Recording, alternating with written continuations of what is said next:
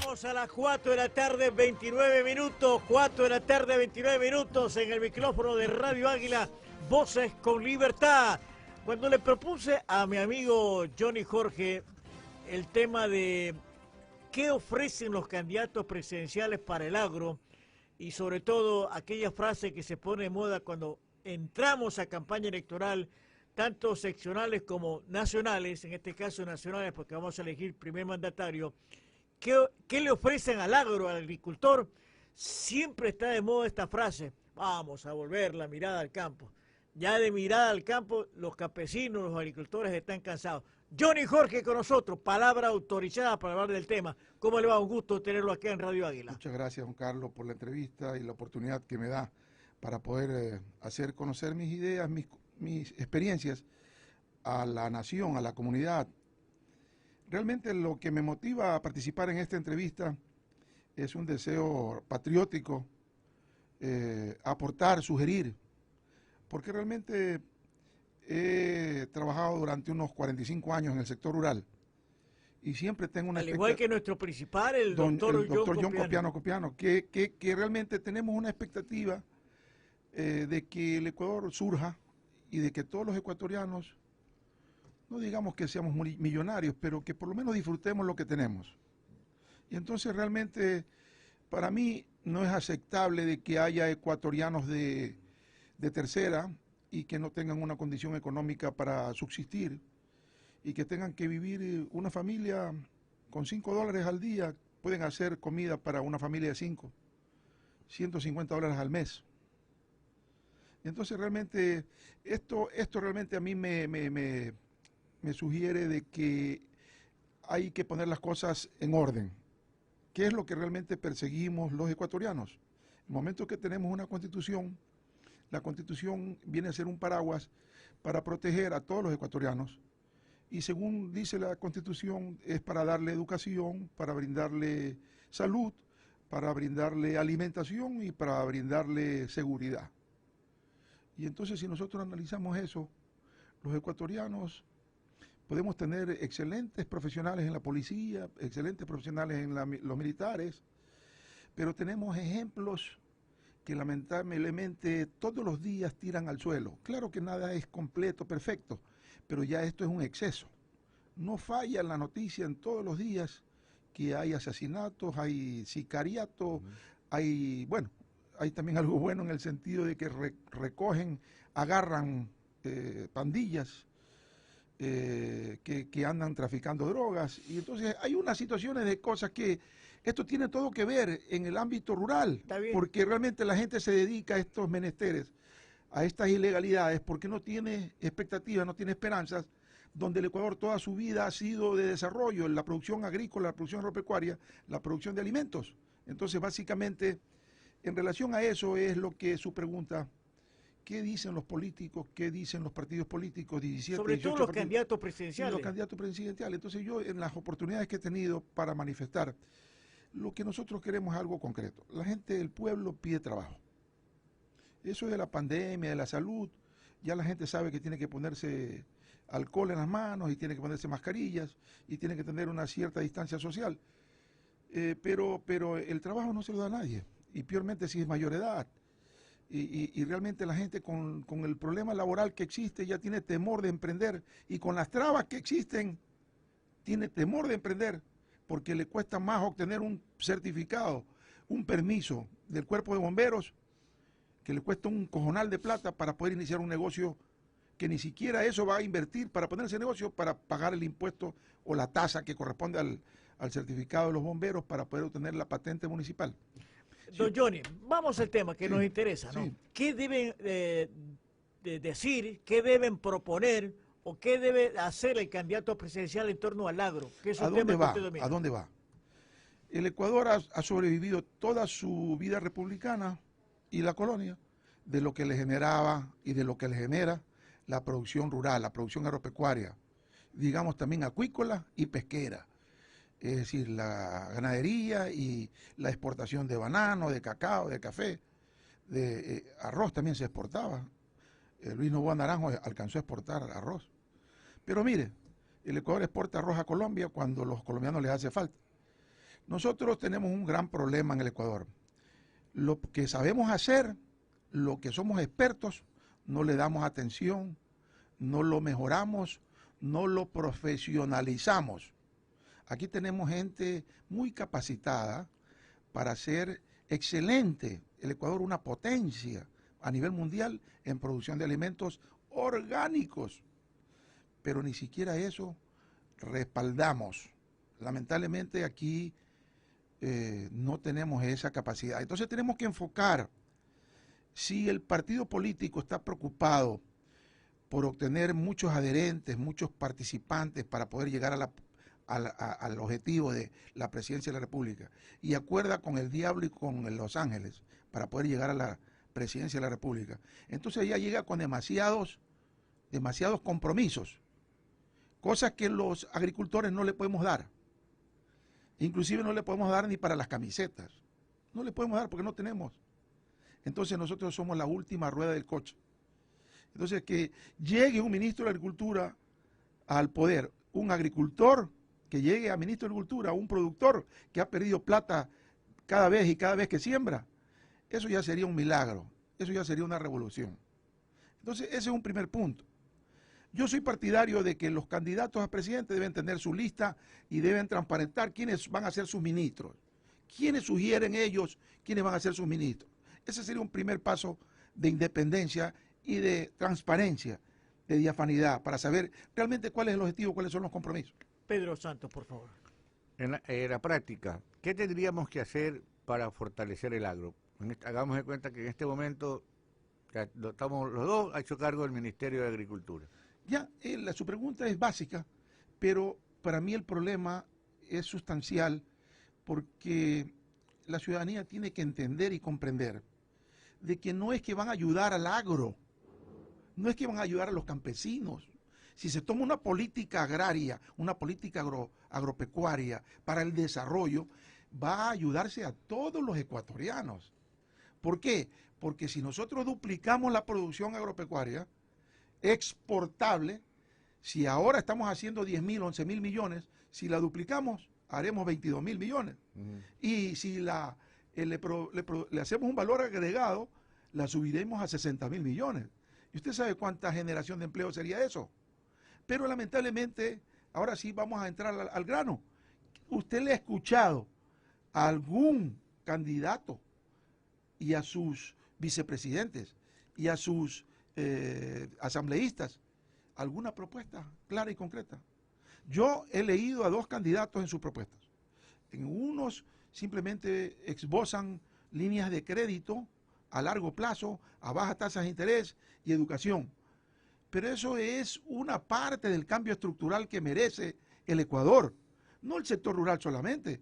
La gente que habita la mayoría de las ciudades, las capitales de provincia, son gente que ha emigrado del campo. Aquí en Guayaquil la mayor población es campesina, es rural, pero vienen a vivir en dificultades porque ya perdieron las esperanzas en el agro, ya no hay ni siquiera caminos vecinales. Entonces hay un esquema lamentable. La SEMPLADES, que es la Secretaría Nacional de Planificación para el Desarrollo, establece y se gastan, no sé, millones y millones de dólares para mantener esa oficina, que se supone que es la que conduce un plan de desarrollo para todos los ecuatorianos y conduce lo que deben hacer la presidencia, los ministerios, los gobiernos autónomos provinciales, los gobiernos autónomos municipales, los parroquiales. Y nosotros estamos viendo que hay asambleístas que han salido de allí, de la Secretaría de la Planificación, son expertos teóricos. Lamentablemente nunca han generado una fuente de empleo y de trabajo en forma personal. Y entonces usted le está haciendo cocinar a una persona que se le quema el agua, que se le queman los huevos, que se le queman el arroz. Son agricultores de macetero. Por favor. Entonces uno tiene que ser realista. Los ecuatorianos que votamos y que tenemos la última oportunidad de dirigir nuestro destino a mejores momentos, tenemos que pensar en eso. Ya tenemos tantas pruebas y queremos reincidir en escoger a la persona que mejor habla, a la que mejor baila, a la que mejor salta, a la que más ofrece. Es decir, yo, si le digo le voy a dar $100 de bono solidario bono solidario a los menos pobres del presidente. 4 de la tarde, 39 minutos. Hay una frase que está inmersa en la Constitución. Digo frase porque en la teoría, si bien es cierto, se cumple a media. La frase es soberanía alimentaria. Soberanía alimentaria. Qué bonito suena esa frase. ¿Se cumple en la práctica, don Llores? No se cumple. Mire, nosotros quería traer unas hojas impresas para que usted más o menos defina. El presupuesto nacional del Estado del 2020 ha canalizado muchísimos fondos. Yo le calculo por lo menos unos 3.000 millones de dólares en diferentes secretarías, oficinas, proyectos. Hay hasta un proyecto Toda una Vida. Creo que también hay un proyecto Ternurita. Sí, hay una cantidad de proyectos. Pero sin abrazar los árboles. Por favor. Y entonces, ¿qué es lo que ocurre? ¿Qué es lo que ocurre? Lamentablemente, el Ecuador sufre un despilfarro frontal, permanente, constante. Mire que ya estamos ahora 13 de noviembre y ningún asambleísta, ningún candidato, ni siquiera la presidencia de la República, ni siquiera el ministro de Finanzas ha hablado del presupuesto del año 2021. Cuando por ley se tiene que definir el 31 de octubre, tiene que presentarse ante la Asamblea y la Asamblea tiene que apoyar o negar o recomendar qué es lo que corresponde al presupuesto del año 2021. Entonces yo quisiera que los candidatos en primera plana me digan, ¿sabe que yo en el presupuesto nacional del 2021 estoy sugiriendo que se pongan 1.000 millones de dólares, que se destinen y se recojan de donde no haya y de lo que se recupere la corrupción para destinar como fondo propicio para la generación de empleo y de trabajo con inversión en el sector rural? Es decir, hay muchísimo. Yo les puedo dar algunas, porque yo soy muy amigo de invertir lo mínimo, como todo agricultor. El agricultor parte de cero y genera riqueza. El agricultor guarda semilla de un año para el otro y genera su plantación en el siguiente año. Es decir, nosotros no dependemos, ya solamente el gastador, el que se dedica a la borrachera, el que anda de fiesta en fiesta, es el que realmente necesita de un chulquero, porque la banca lamentablemente no llega al sector productivo agropecuario. No llega. No llega. Y es la verdad. Por más que se le toque la puerta. Es la verdad, ¿por qué? Porque el agricultor se dedica a trabajar en el campo, no se dedica a pasear en la ciudad, no tiene oficina en la ciudad. Serán las grandes empresas que ya tienen un sistema de comunicación satelital, pero el sector rural general, los ecuatorianos, la mayoría de los ecuatorianos no tienen el servicio financiero expedito. Y en la Constitución de la República y en la ley dice que el sistema financiero se establece con la finalidad de que se distribuyan los recursos a nivel nacional. Entonces realmente, por eso es que tengo que tomar en cuenta todo este análisis, porque en la práctica el desarrollo del Ecuador, para el futuro del Ecuador, se requiere poner los pies sobre la tierra, rescatar las capacidades que tiene y dirigir su pensamiento para multiplicar la producción. 4 de la tarde, 42 minutos. Buena exposición. Pedro. ¿Qué es más importante ya al momento de escoger?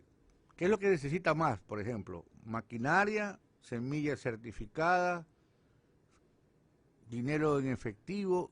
Si tuviéramos que escoger, ¿cuál es la prelación para el desarrollo? Yo le agradezco, don Pedro, por su pregunta y por su propuesta. Esa propuesta es la que sugieren todos. Pero esa propuesta no es liberadora.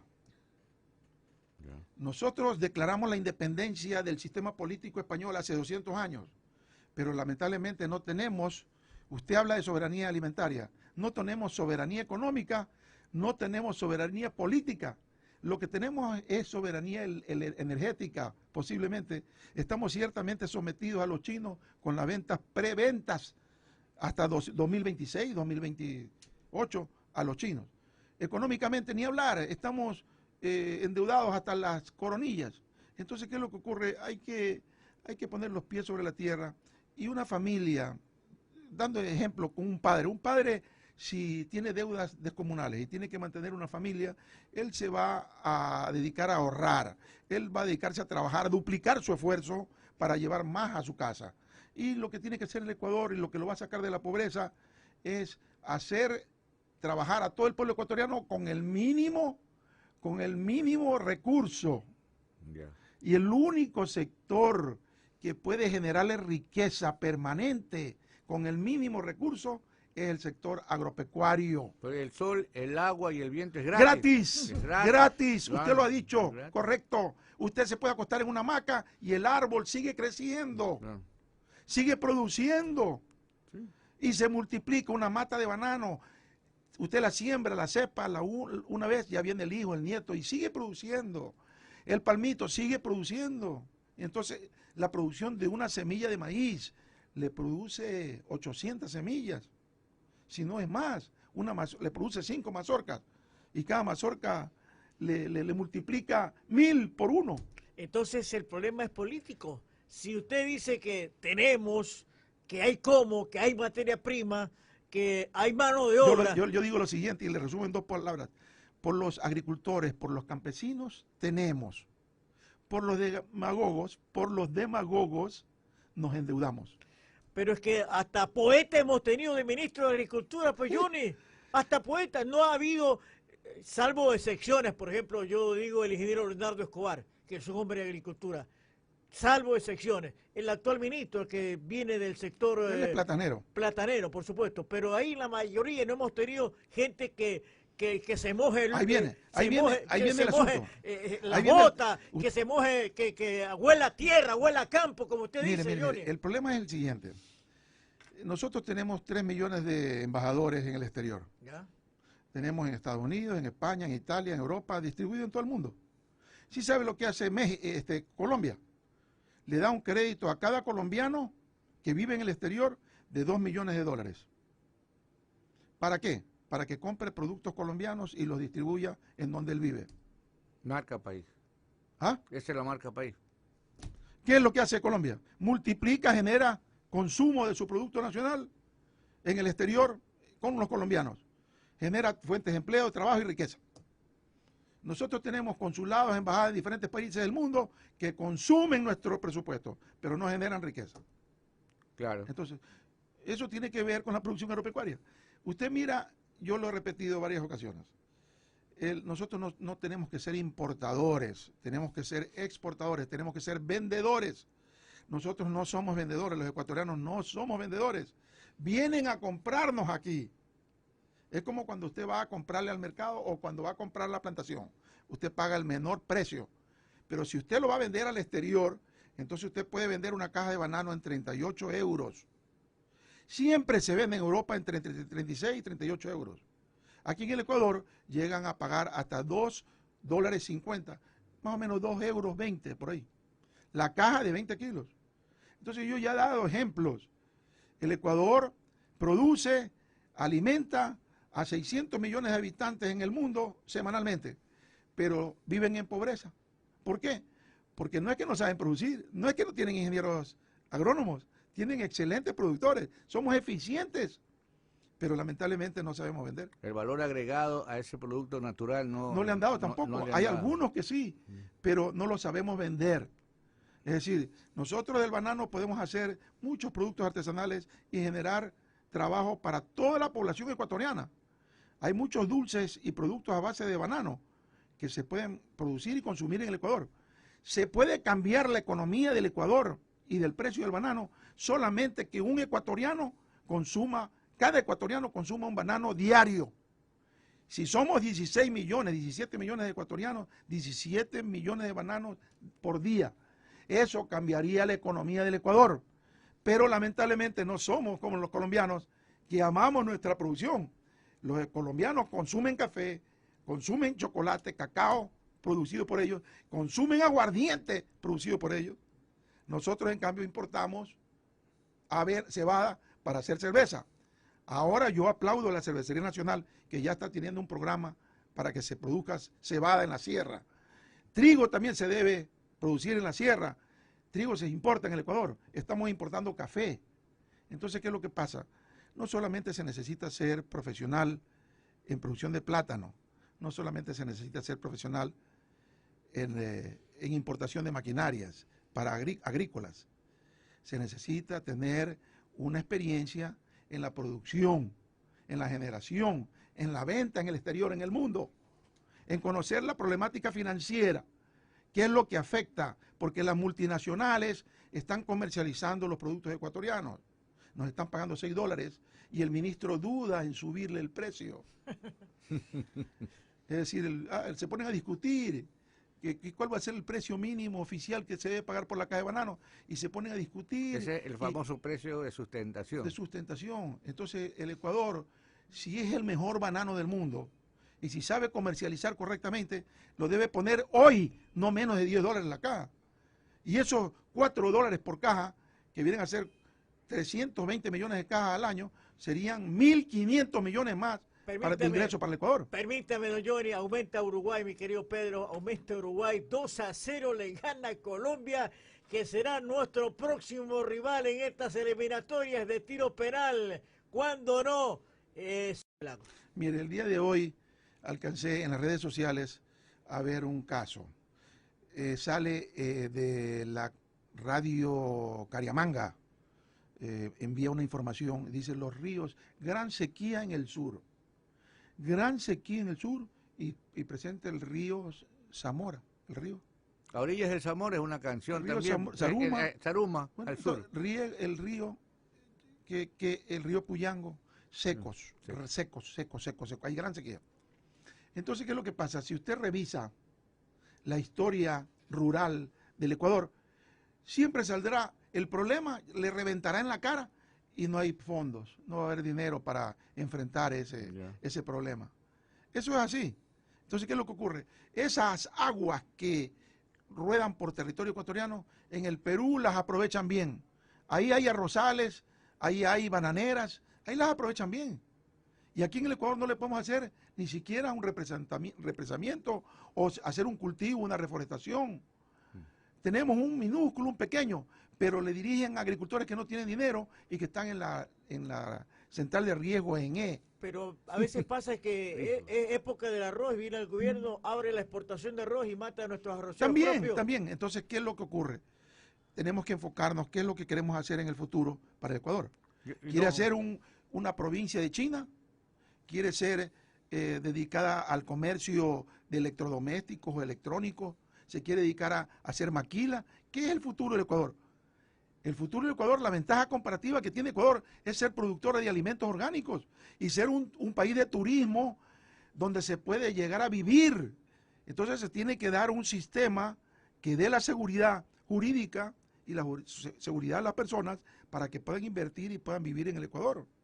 Entonces queremos escuchar a los candidatos que en una sola hoja, no en 500 hojas del programa fabuloso que van a hacer, en una sola hoja, solamente qué es lo que van a invertir para reactivar la economía del Ecuador, para poder pagar los 60.000 millones que debe el Ecuador. Johnny Jorge, ¿Qué es lo que va a hacer el Ecuador, el señor ministro Jarrín, para parar a los chinos, para que no se vengan a atracar la riqueza ideológica del Ecuador? Johnny, ¿Qué es lo que va a hacer? Muy gentil, muy amable por acompañarnos acá en Radio Águila, Voces con Libertad, y si lo podemos tratar en 2, 3 programas, obviamente con el tiempo necesario, porque a mí me preocupa, yo no he visto buenas propuestas. Johnny, muy gentil, muy amable. Le agradezco mucho, me quedo corto, realmente... Nos quedamos cortos porque todavía hay mucho que preguntar. No es que me las sepa todas, vivo experiencias donde me han afectado mis derechos personales, que me dedico yo a la producción, a la inversión en el campo, y a mí me han querido desaparecer. Es decir, aquí lamentablemente hay gente que dice que los ecuatorianos somos como un atado de cangrejos en un tacho de plástico, que un cangrejo quiere salir y viene el otro cangrejo y lo agarra y lo tira para abajo. Entonces tenemos que empezar a respetarnos los ecuatorianos para poder surgir, para que haya trabajo, para que haya inversión, para que haya desarrollo. Y entonces ese ejemplo lo debe dar el Consejo Nacional Electoral. Porque si la misma institución que nos lleva a la democracia no respeta, entonces partimos de una ilegalidad. Entonces todo este tipo de cosas valen la pena discutirlas en otra oportunidad.